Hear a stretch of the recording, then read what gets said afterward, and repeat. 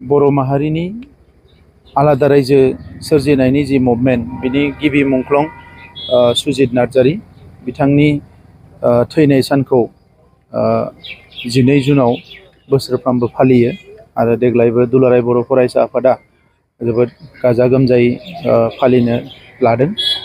जोङो सासे बर' माहारिनि बर' फिसा हिसाबै आरो बर' माहारिखौ बयबो जोङो मोजां मोनो। बर' माहारिखौ बुहुमाव गावनि सिनायथि गावनि थामोनथा गावनि राव थुनलाइ हारिमु लानानै थांना थानायखौ जों बयबो हास्थायो आरो बेनिखायनो जे दिनै जोंनि जे मुंख्लं बिथांखौ जोङो मान होयो आरो बिथांनि सोरगोआरि जिउ सोलेरा जाहाथे अराय सोरगोआव आलो गोजोनै थायो बिनि थाखाय जों आर'ज गाबो। मुंख्लं सुजित नार्जारीजों लोगोसे बै समाव जि 6 बोसोरनि सोमावसारनाय बेवहाय गासै 1135 जोंनि आगोमा बर' फिसाफ्रा जिउ गारनो गोनां जादोंमोन।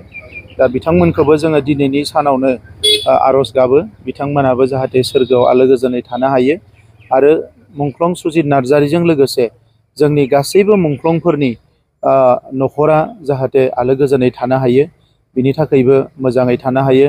जों अराय सम अबंलावरिखौ आर'ज गाबो जे बिथांमोनखौ बिथांनि न'खरनि साफ्रोमबो सोद्रोमाफोरखौ जाहाथे अराय सम मोजाङै लाखियो आरो बेजों लोगोसे सुजित नार्जारीनि थैनाय सान फालिनाया जोंखौ अराय सम गोसोखांहोयो जे बर' माहारिनि जि मोनसे गोख्रों सोमावसारनाय बे सोमावसारनाया बर' माहारिखौ दानायनि थाखायमोन, बर' माहारिनि रैखाथिनि थाखायमोन आरो बर' माहारिनि सोरगिदिं जौगानांगौनि थाखायमोन।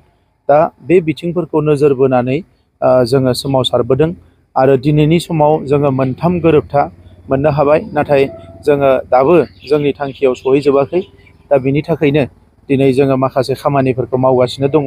दा सुजित नार्जारी बिथाङा जाहाथे अराय सम बोर सारस्रिहरो आरो बिथांनि जि थैनाय बेनो हारिनि थाखाय बेसेबा गिदिर मोनसे थुलुंगा जानानै थालांबाय आरो इयुनावबो थागोन।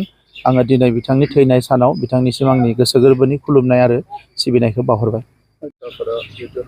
बिटिआरनि दफाफोरखौ मावफुंनांगौनि सायाव सावरायदों।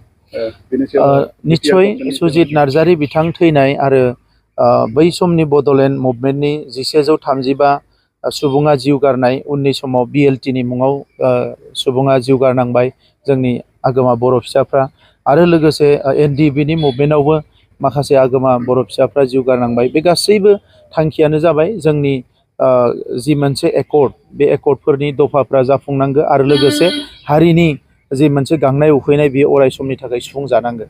दा बेनि थाखायनो नैबे समाव जोंबो गोख्रोङै खामानि मावगासिनो दङ आरो इयुनावबो मावलांबाय थागोन।